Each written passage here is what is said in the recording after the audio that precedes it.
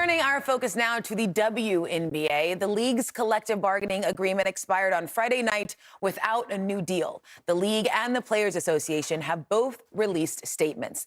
Now, the league statement says, in part, as the league experiences a pivotal time of unprecedented popularity and growth, we recognize the importance of building upon that momentum. Our priority is a deal that significantly increases player salaries, enhances the overall player experience, and supports the long-term growth of the league for current and future generations of players and fans.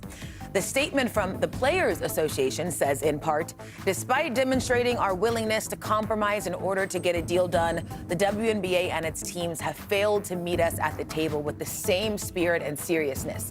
Instead, they have remained committed to undervaluing player contributions, dismissing player concerns, and running out the clock.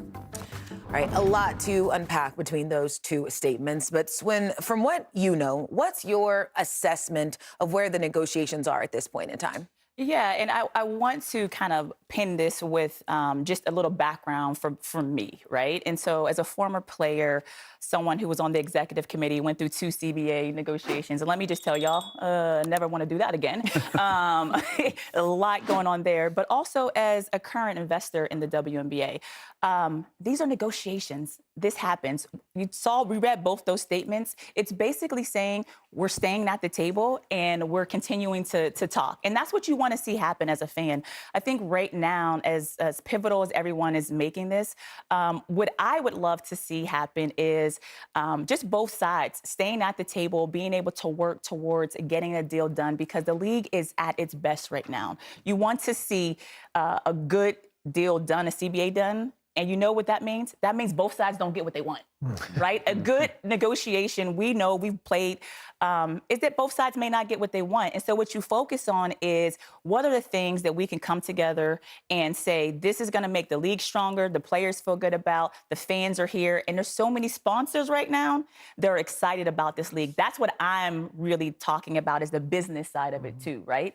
And the business side affects the players, it affects the league. How can you come together and get a good deal done? And so as they stay at the table, let us as fans, as media partners and everyone else, just be hopeful that when it's all said and done, that both sides know that they didn't get everything they want, but they feel like they got something that they can be proud of moving forward. Yeah, and of course, the business side is what this is all about, but you also understand, you know, from a value standpoint, the players saying, we know what we need to get done, but we also know how we see ourselves. We want that to reflect in whatever the ultimate outcome of this is. Yeah, and I think from a PR standpoint, too, I think a lot of times there are a lot of different articles and people are reading, people are on social media, giving different informations, and all information out there is not truthful information. And so as we tell people all the time, Steve and Blake, you can't just read what's on social media and think that that is gospel. It's not the Bible, people. It's not. That's what I've been doing wrong. That's what I've been doing wrong. You're asking me questions, Blake, that have nothing to do with it.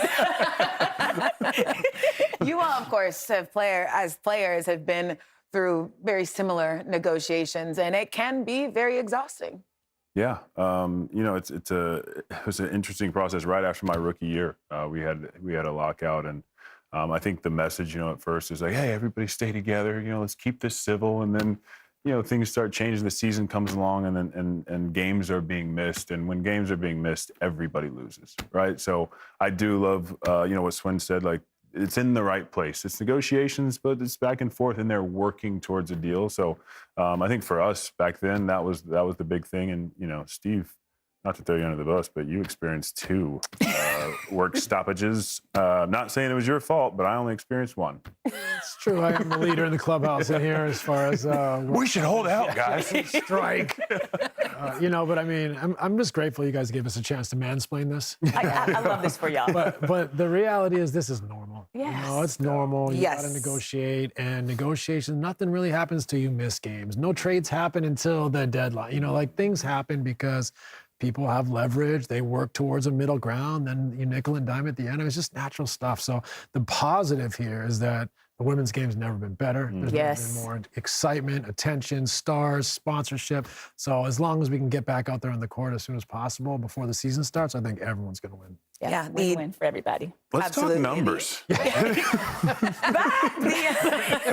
WNBA has never missed games due to a work stoppage since its inception in 1997. So we'll see how this ends up, but we'll continue to keep close track of it.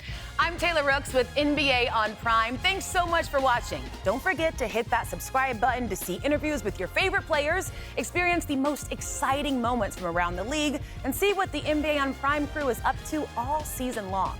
And remember, you can hang out with us live each week during the NBA season, only on Prime.